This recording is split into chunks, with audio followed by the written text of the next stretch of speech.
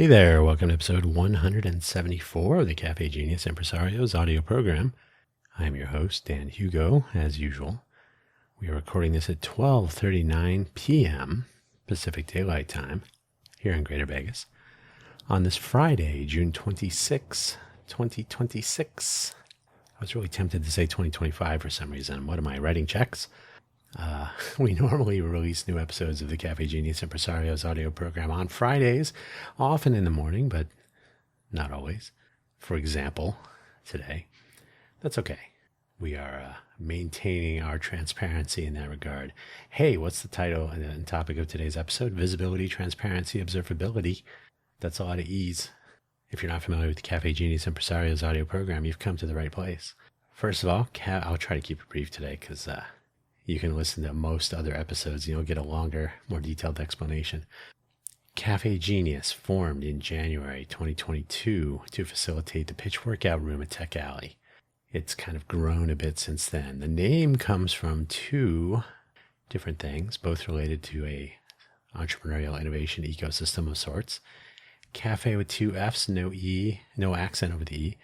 An homage to Cafe Centro, a startup-centric coffee shop in San Francisco, located in South Park. South Park was directly across the street, maybe down a block or west a block, I think, west-ish, from the then Pac Bell and then later AT&T, and now I believe it's the Oracle ballpark. South Park had actual trees and grass, picnic tables, and a little coffee shop called Cafe Centro. Cafe Centro, where startups start. Jack Dorsey was seen there on many occasions with his laptop developing Twitter. Okay, so that's not really a good story, but it is one.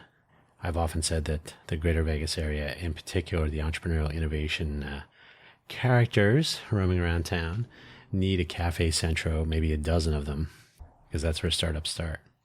Cafe Centro is no longer open as far as I'm aware. They may try to bring it back, but, it's hard to hold out hope for too long. They didn't really make it much past the pandemic, unfortunately. It was a cool spot. I had been there several times. Genius, as in the Genius Lunches, the ad hoc gatherings of people pursuing their startup adventures in the downtown project, or adjacent perhaps. I was a spectator with regard to the downtown project, but I was always welcomed at the Genius Lunch. It was a typical lunch, get together, and then have conversations. Hang on a second. All right, we're back. Sorry about that. I always forget to turn off my air conditioner, and you may hear it, a little extra hiss. It makes it more difficult to filter the noise that it adds to my recordings. Anyway, where were we? The Genius Lunches, they were high value, high return. We did have to pay for our own lunches. That was maybe a challenge. Makes it less attractive in the modern era. We've tried to relaunch the Genius Lunch. Mixed results. We never actually had a lunch event. It's going to take, I believe the winning formula was less planning, less organization, and less worrying. Just go to lunch. Talk about what you're working on. So we'll see if we can rejigger, tune, adjust our outreach process and see if we can actually get a Genius Lunch back up and running. So there you go, Cafe Genius, the Cafe Genius Impresario's audio program. Impresarios are people who are making it happen. They're doing cool stuff. The double S spelling is correct, although not common. So Cafe Genius Impresarios, an oddly constructed, making use of unusual spellings, title, and focus on our entrepreneurial innovation ecosystem of the Greater Vegas area. Now, visibility, transparency, observability. The topic and title of today, as I mentioned, we'll get to it. Hopefully, wherever you found this audio program, you're able to locate the episode description, which contains the show notes, including a brief summary, which I'll read to you, and a few links. We have the two normal links and then a Wikipedia link for each of those terms. How convenient. So let's get started on this warming Friday, it's almost 1 o'clock afternoon here in Vegas. Summary. If we were to name 3 most definitely not blind mice These in the title could work. Or we could simply examine these 3 ways of looking at, well, anything, but especially our entrepreneurial innovation ecosystem and its surroundings. Suitably vague. The Cafe Genius homepage, 2 F's, CAFFE, no accent, genius, GENIUS.org. I'm going to say it softly just because I don't want anything to go wrong. I think we've crossed over a little threshold over at the Innovate for Vegas Foundation for getting our board of directors seated. So we'll see how our meeting goes later today. If that all works out, we can cross off a major milestone as we come out of the civic volunteer winter. This is going to free up a lot of my mental bandwidth for example, making our website for this platform look better. And there are some actual tools we need. So that's going to be a little bit more than making the website look nicer, but that is a good start, I think. Make the entrance look nice. The host profile page linking everything, and if there were guests, which we'll have again someday, there would be a spot for links to whatever they would like to link to. I've had my buymeacoffee.com/DanHugo profile page for over 5 years now. It's a place where you'll find links to all of my audio programs, various projects, some affiliate links to products I actually use. It wouldn't cost you extra to click on those links if you're interested in them as well. I don't really ask for money. You don't have to buy me a coffee. You're more than welcome to. But I use this as a sort of a free-form profile or link tree that I don't have to maintain, because clearly I'm good at maintaining websites. I got to be honest, front end, user experience, that kind of stuff was never my strength. So I'll admit it every time. The 3 links for today's episode, all Wikipedia links. One is for visibility, sort of. It's actually a link to visual perception, which was one of the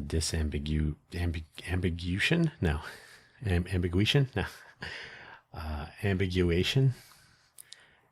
It's where you don't want to confuse visibility, like weather visibility, how far can you see? But technically visual perception of a presentation of data or information or state or whatever is pretty close. So visibility into a process or some data, some reporting, pretty close. So we'll call it mostly correct.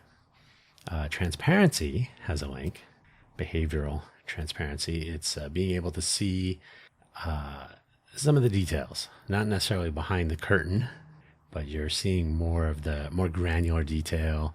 You're seeing how your people are able to show the work and then and share that with in a report or a presentation, etc.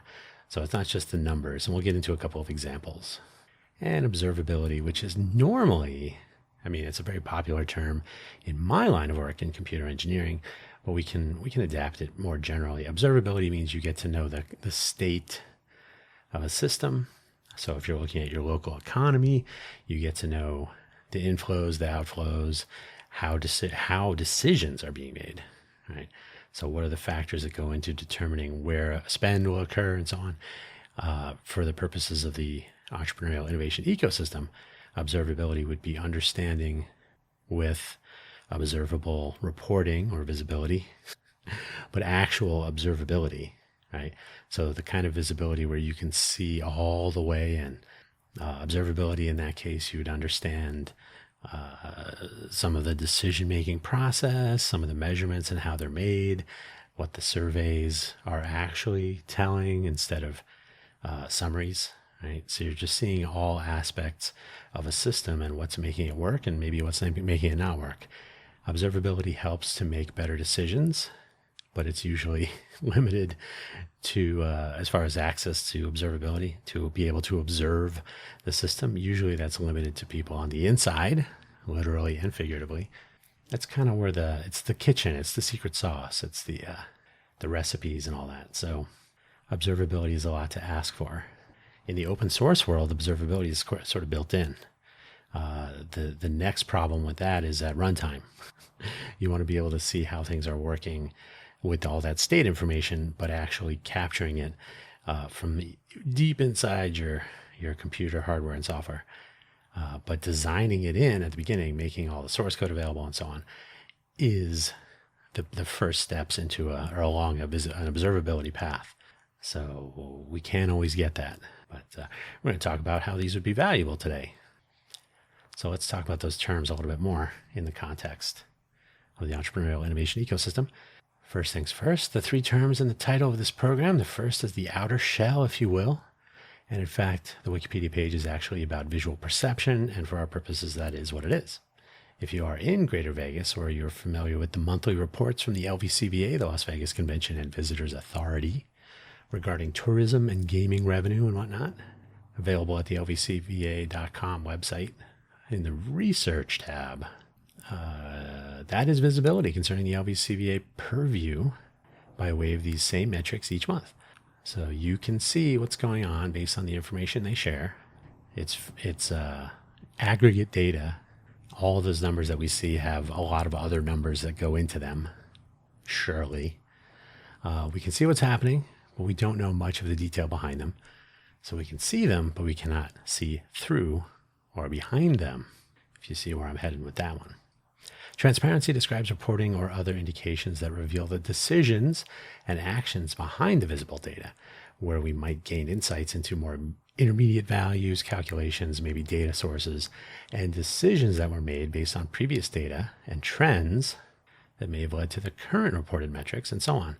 So for example, if the past year's worth of data were indicating, a reduction in visitor volume, and someone decided, hey, maybe we should offer all-inclusive deals, that would be in the transparency section, right? In the middle layer, would. It is more likely that this level of access is provided to stakeholders with a capital S, the people in the room at the big meetings, the ones who get to weigh in, versus the stakeholders with the lowercase s, that's everybody outside the room, not getting into that room.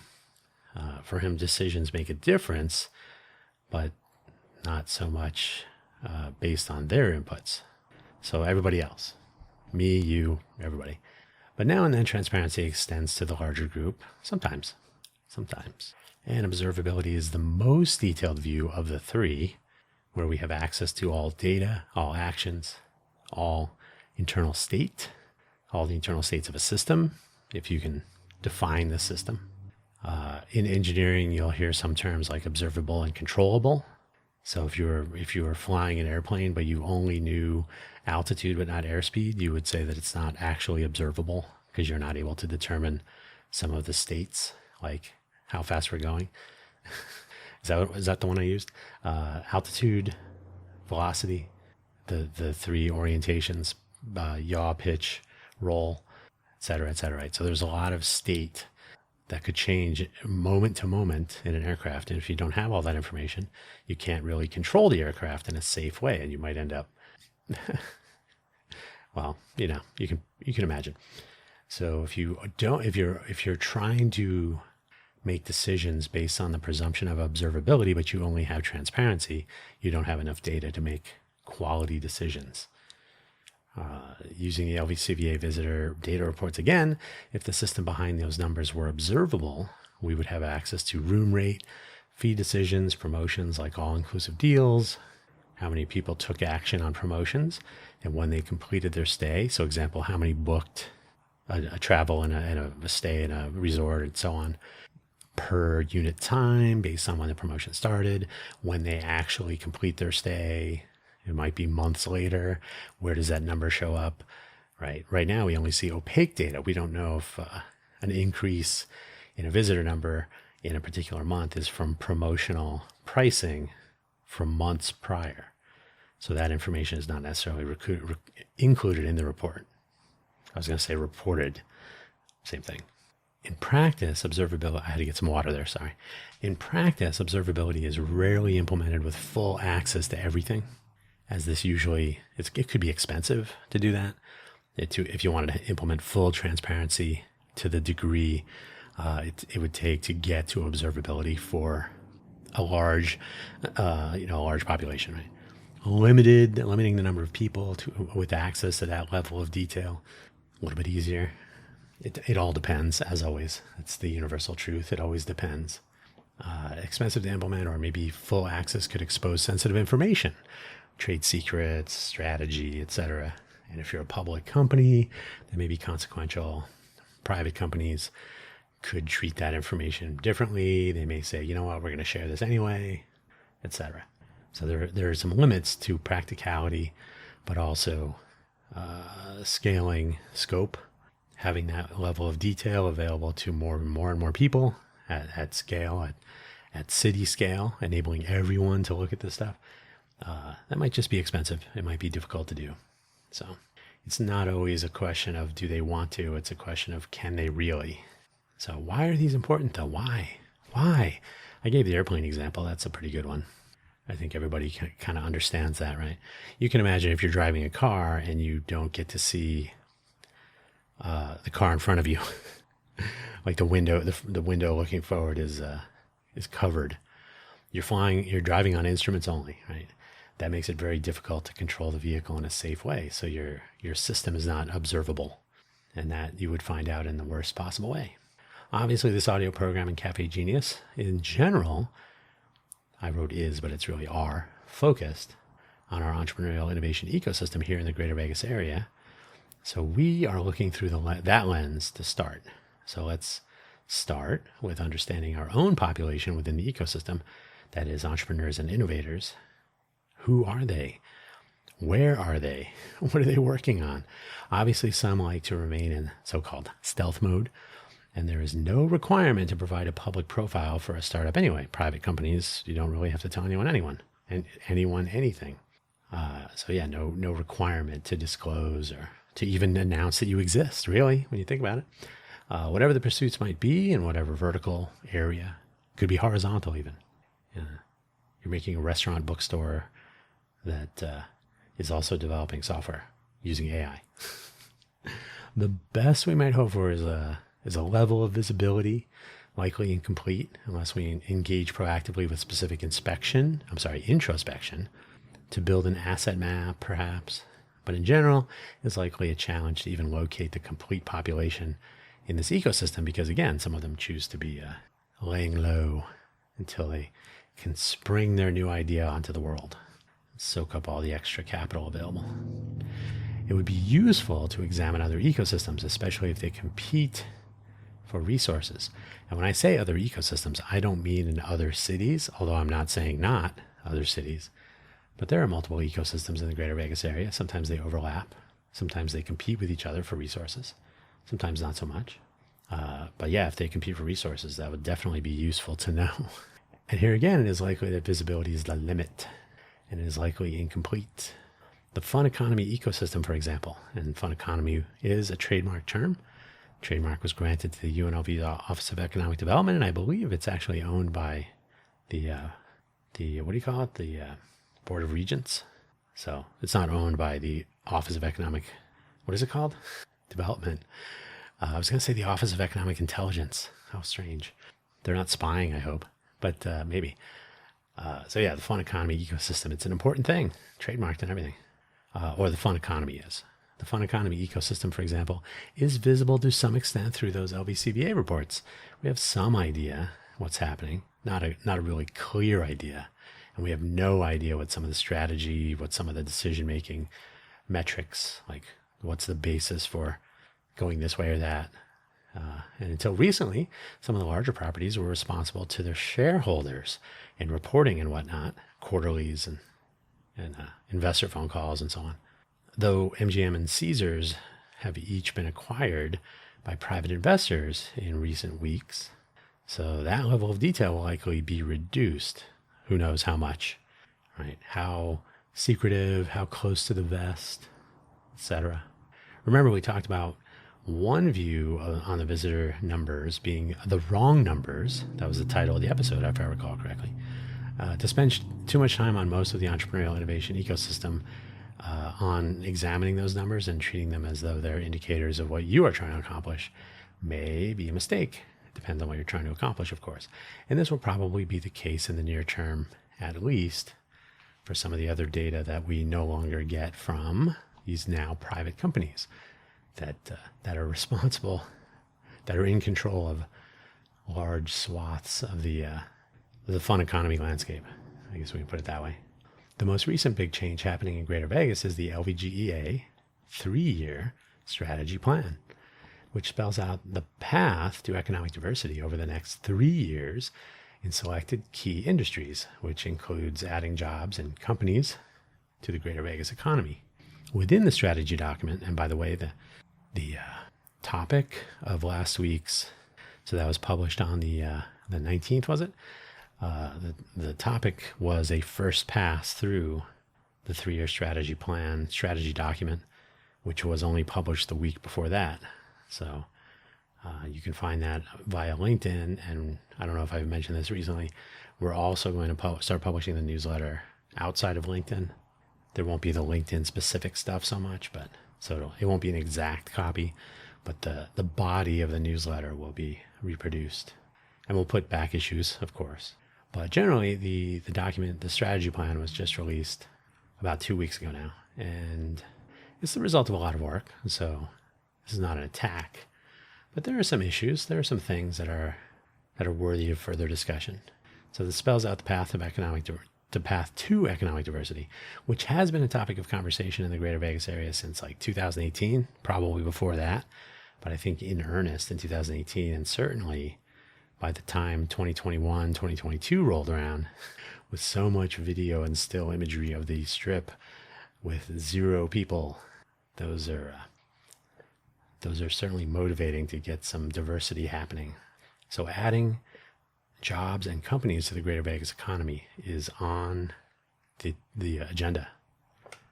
Now, within the strategy document, and the links to it are in that newsletter, probably we'll talk about a second pass. The first pass went through like different parts of individual pages, some different things that were stated and so on. Probably go through a second pass on this program. We can be a little bit more general and pluck out the things. Within the strategy document, though, published for the public, according to the file name, so there may be a internal use version of it. Transparency, specifically transparency, is one commitment LVGEA, that's the Las Vegas Global Economic Alliance. And by the way, they're going to change their name, apparently. That's it. The name change has been announced, but not the name, the new name. So look for that in the future. But the LVGEA has made a commitment. It's stated as this strategy, it's stated in the document. So they've made that commitment as this, they've made this commitment to transparency as the strategy is pursued over the 3 years. 3 years is a short time. Whether this will be transparency for the stakeholders with a capital S, or all of the stakeholders, that's with the lowercase s, that includes you and me, and which pieces of information will actually be included in this transparency, in the transparency process, all remain to be seen. The statement suggested it would be quarterly reports or updates or whatever form they take. So we will know. It says that they're beginning June of 2026. Well, that's now. So presumably we'll know something in September sometime. I suspect, oh, I'm sorry, I skipped a line here. And this is not, I'm not trying to be cynical. This is not an expression of my otherwise typical cynicism, but a wait and see so early in that timeline. So I'm not trying to say, I wonder if they're going to, no, it's merely, we have to wait and see. You cannot judge the future on the present if there is no future yet. There's no past on which to judge that future. So there is no future. There's nothing you can even take a guess at. I suspect visibility similar to what LVCVA offers on a monthly basis is a reasonable expectation, some collection of metrics with current values compared to the same values from 3 months ago if they do it quarterly. But again, we will find out in those 3 months. And so according to the quarterly transparency commitment they've spelled out, that's what we'll have to work with. And we'll see what happens. So what should what we should be doing with the data? By the way, information is made from data that's been analyzed and made useful. Data could be noisy, it could be incorrect, it could be repetitive.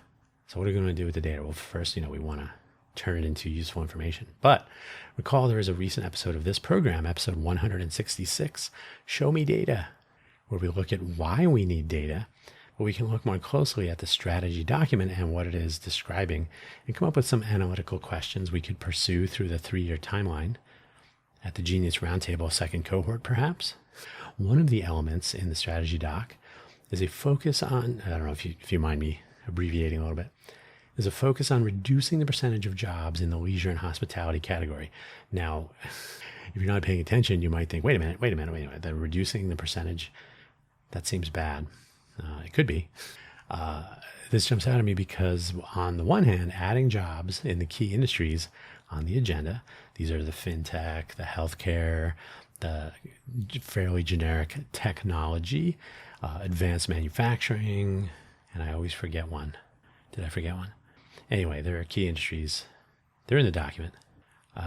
So if you add jobs, you bring in companies, you add jobs, then the existing hospitality and leisure job workforce would be a smaller percentage of the overall workforce. So that's not too bad. You still run the risk of gentrification as you increase the number of higher wage jobs. If you do it very quickly, 3 years is pretty quick. Or another way to do it, you could reduce a reduction in jobs in the leisure and hospitality space would also reduce the percentage of jobs in the leisure and hospitality space in the overall workforce. So it would be interesting to see how this is assessed, because if you think about it, if you do increase the number of higher wage jobs, higher than those jobs in the leisure and hospitality industry, the cost of living may tip up, as it did during the pandemic, by the way, with rents increasing by 25 to 40%, if I recall correctly. And this can price out the people with the leisure and hospitality jobs. So they may need to leave. They may need to move somewhere with a lower cost of living. So they may retire on their own. So the reduction in force or the attrition can just sort of take place organically as cost of living rises. So it'll be interesting to see how that particular element of the collection of goals, because reducing that percentage is a stated goal. So it'll be interesting to see how they report on that, and whether it will be fully transparent or whether we'll just have a number, a little bit more like visibility. We'll see. Not accusing, just expressing some curiosity. I really am. I certainly don't want things to go south. That doesn't really help anyone. So it would be good if this works. Assessing the changes in employment statistics would probably require more transparency in the fund economy and in the strategy progress reporting. Remember, transparency has been assured, so there'll be transparency there. But would the fund economy offer similar transparency to know about hirings and firings and changes in hours and wages? You can do certain things so that people want to leave on their own, not adjusting cost of living, but cutting hours is probably pretty straightforward. And maybe through the way we might gain that insight without actual transparency is through a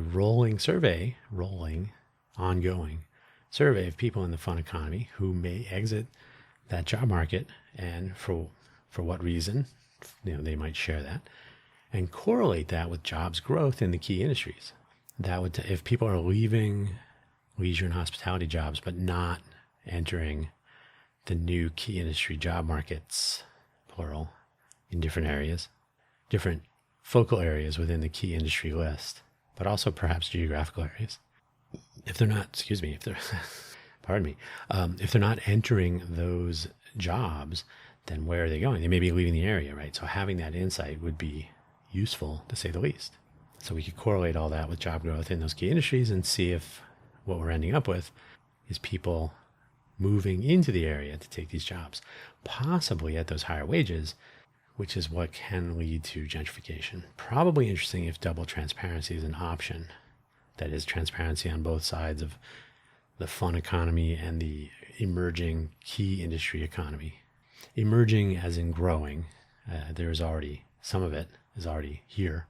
If we look at something like Deal Room, if you've never checked out Deal Room, you're probably better off. And honestly, I don't think we should. But if we do check out Deal Room, we find some old data and we find some entities that are not really appropriate to the list in Deal Room. They might graduate. They're not really startups anymore, etc. Depends on what you're defining as what should be in Deal Room.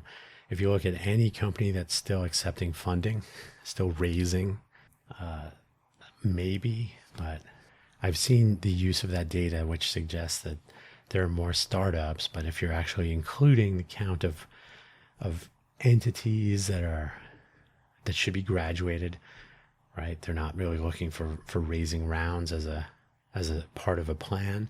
Any company can raise funds. They can do bond offerings. They can do equity raises, debt raises. So bonds, they can do a stock buyback and then sell more stuff, whatever. All kinds of chicanery can go on. So yeah, Deal Room to me is it's a good, not a great resource. I've just seen the numbers that one can get from Deal Room be used without much investigation. They're visible but not really transparent. And so when people report on them, they're using them to make or draw a conclusion that may not be supported by actually looking into the data from Deal Room. Okay, I'll keep it vague because I really don't want to talk about Deal Room so much. So maybe, who knows, there are some issues there for another show in Deal Room. So like I said, I don't really want to talk about it.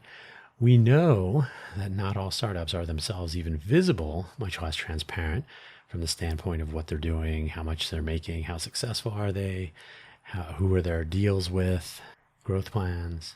But some balance might be available to measure population shift from fun economy to entrepreneurship, for example, to correlate changes on both sides to changes in population due to migration from, say, California, which is a popular topic to gloat over. Nevada was recently awarded the number one slot for migration from California to Nevada. We're winning. They divide the total migration, the gross migration from California. The net migration, not gross. So some people move from Nevada to California. So the net migration, where California is involved, and then they divide by the population of each of the states that are not California.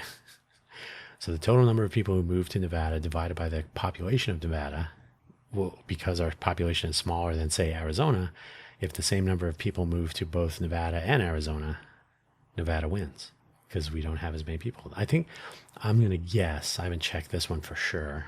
This already bit me a little bit from guessing on the proper city of Las Vegas population. I was off by 100,000 people. But I think the entire state population of Nevada is in the neighborhood of the population of Phoenix, maybe greater, the Phoenix metropolitan area. But so yeah, small population. That's the way it is. So we need to correlate. If we can correlate the inflows and outflows of people, the churn inside our ecosystems. If people want to leave the hospitality and leisure industry, become entrepreneurial, that's good. There's some risk, but having that visibility and even transparency would be helpful. Anecdotally, I myself have seen people as they suggest that migration from California equals growth of the tech scene population. There's just a unsubstantiated assumption that, people from California, they're probably from Silicon Valley and they're moving here to pursue their startups. It's probably not true. Often, apparently, it is people who are looking to reduce their cost of living, house payments on mortgages or renting homes and so on. So they move to Nevada to try to find a better deal. They just might be normal people, not whatever it is people would describe Silicon Valley denizens as. The talent pool within the entrepreneurial innovation ecosystem is perhaps some initial value, plus migration between it and the fun economy, plus migration between it and the key industries, diversified economy, plus migration into Southern Nevada from wherever, plus remote participants. And those could be positive or negative numbers. So we might be adding negative numbers and they'll get smaller. That is one hypothesis. We could take these measurements. Measuring these over time would either be interesting or not interesting. Who knows? Transparency across these sets of data would be a great start. So basically, I'm just brainstorming a little bit here on some measurements that could be made, especially if we had access to the greater Vegas population at large, and we said, hey, why don't you just let us know certain things, like if you move out of the area, if you change what kind of job you have, are you working for someone else and now you're working for yourself, etc. Let me get some water here again. Oops. Here's an open question. And if you have heard or at least one, but some of the previous episodes of this program where I have brought this up, great. Would a rolling introspective survey of entrepreneurs and innovators as they experience local changes fill in some of the data gaps indirectly that would not be available through transparent reporting, where maybe transparent is not quite what we need? More generally, would some workforce transparency be enabled by asking the actual workers as they move between jobs or between industries, between states that they live in, or states of frustration and confusion, or even enter or leave the Greater Vegas economy completely? That's another way of saying that. Can we arrive at this sort of effective transparency by asking some of the people that are part of all of these transactions? If you're looking to increase the number of people making higher wage, non-leisure and hospitality job money, then you can ask and maybe they'll tell you. Maybe they'll tell you the truth even, would be nice. Maybe sort of, possibly good enough for some use cases if we account for the error in the usual ways, in a usable way, so that error can be incorporated into our model. And that's usually how that works anyway. Surely the stuff of conversation at the, wait for it, Genius Roundtable, second cohort, I talk about it like it's definitely happening. I think it should. I think it needs to. Now more than ever, perhaps. Let's talk sensor fusion. What is that? Observable systems in the Greater Vegas ecosystem seems unlikely. I don't know if we're going to get full observability. No, I do know we're not going to get that. Transparency seems almost as unlikely. We can try to get at some reality by surveying actual people connected to these systems. They're just normal people. You're not asking them private, confidential information necessarily. What are you doing? That can be quite telling. Visibility is available in some places to some degree, and then there are other data sources like census data, unemployment statistics, and let us not forget the actual open data sets insofar as they are current at any given time regarding relevant axes. Those are the what we're measuring over what time and so on. And there are almost certainly more sources like water and electricity data and associated projections. And now remember, projections are not data. They're just speculation, so you can't really treat them as data. But speculation can impact decisions, which can then appear in the data. If there's a projection that there will be massive energy shortages to power all manner of businesses, no matter what the kind, but in 3 months, then I may make a decision now so that the projected deficit of energy availability 3 months from now may not occur, but the notion of it, while not actual data, and so it would not appear specifically as data in the data sets, it would certainly have an impact on decisions made ahead of time. That's kind of an extreme example. I don't think we're going to get to that, but there are energy reductions that have been projected, and all you can do is say maybe you can make defensive decisions now that would be data, but the data on which they would be based is not actually data; it's speculation. There is a thing called sensor fusion, where the data from different sensors are correlated to determine some system properties that you may not be able to determine from just one or two sensors. The most accessible example of sensor fusion is one you already experience all the time, believe it or not. It's your 5 senses. Some say there are more. Let's stick with the 5 here. All of your senses capture data appropriate to their design and intent, right? You can't see with your ears, you can't smell with your eyes, but you have structures on you that can do those things. All of your senses capture those data, and then they give it to your brain. These 5 types of data, you may get multiple smells, you may see multiple things, peripheral vision, something in your direct line of sight could give you different types of information, etc.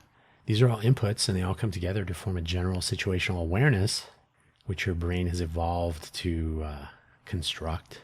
And, since you're still here, apparently it's working okay so far.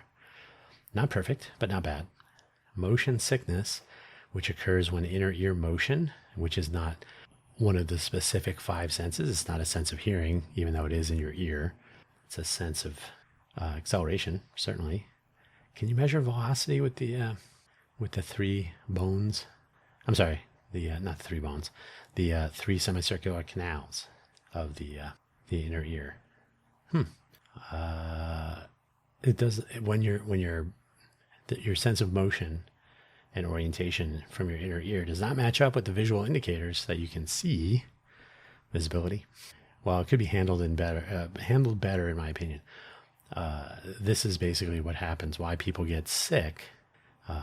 Apparently, I'm saying this from memory. I haven't checked lately to see if this has been debunked or otherwise altered.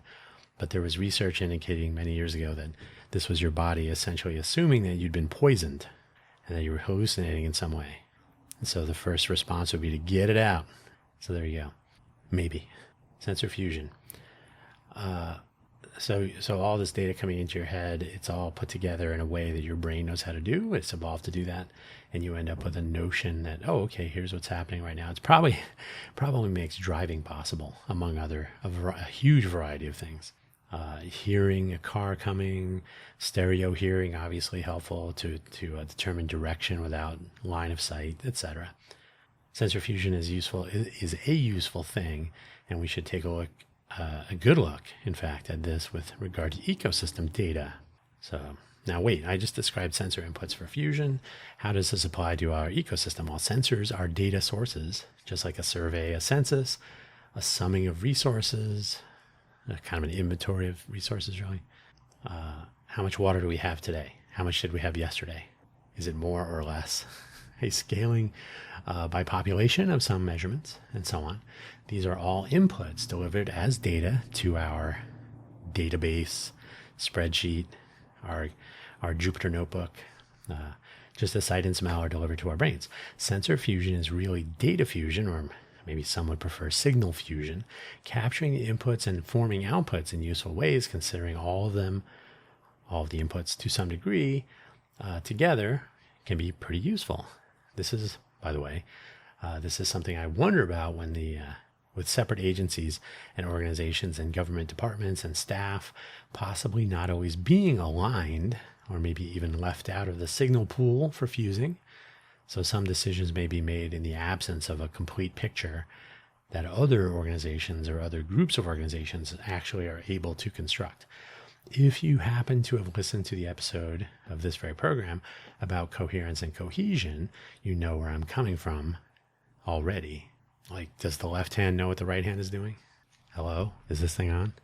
This was all just a taste. Obviously, we've not done a deep dive on what these 3 layers or 3 levels of access to information and state and trends and decision making and so on.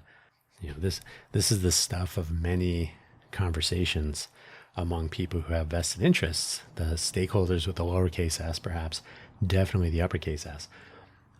Like what's really happening? How are we actually doing?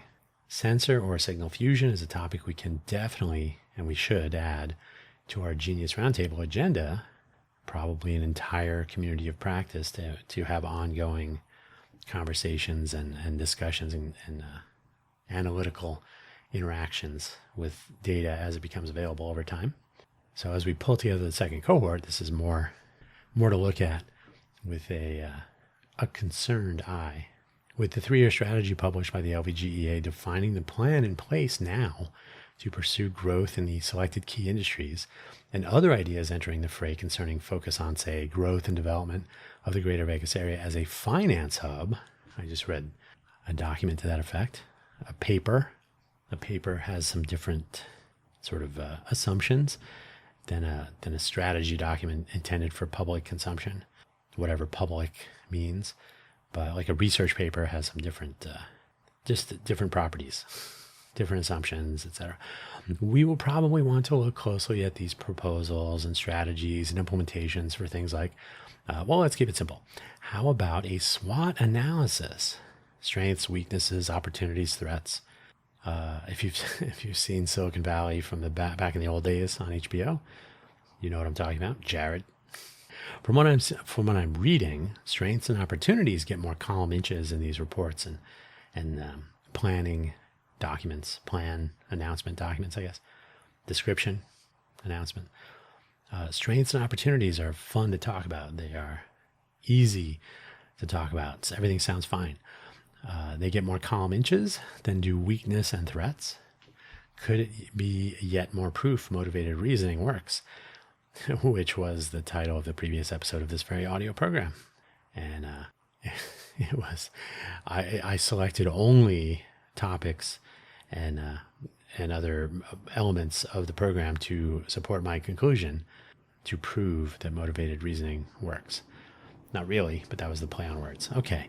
The proposal from the podcast host, that's me, this podcast host, is this. Those in the entrepreneurial innovation ecosystem who might be placed at risk, hopefully only financially, perhaps, by some of the approaches on the table or put into action by various organizations, with that risk minor or maybe major, to the point where severe business decisions will need to be made, like should we shut down and move?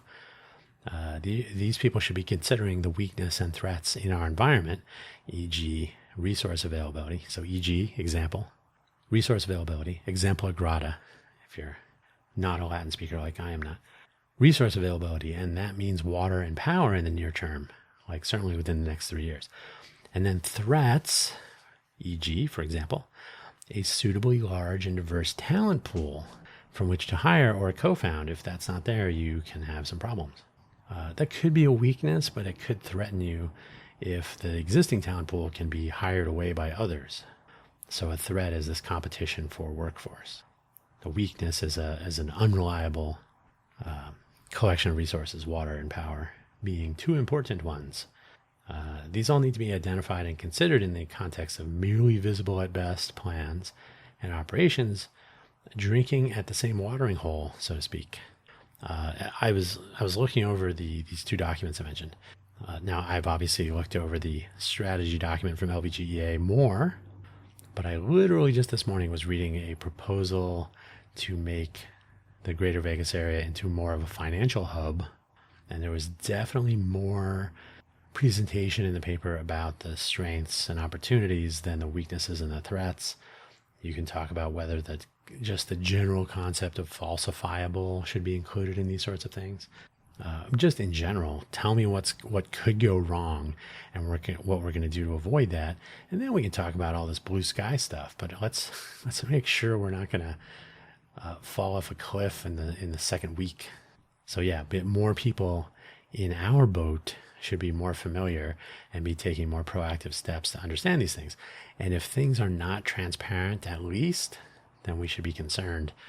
As a friend of mine would always say, and I've edited this to be a little bit more podcast friendly, statistics, that is the presentation of the trends and what the data means as information and so on. Statistics are like redacted document or redacted documents. What they reveal is interesting. What they conceal is vital. So we want to make sure what sort of information we're being presented at whatever rate. And the same goes for the LVCVA numbers. We did a whole thing in that data episode about some different data sources that are available. They don't seem to be fused.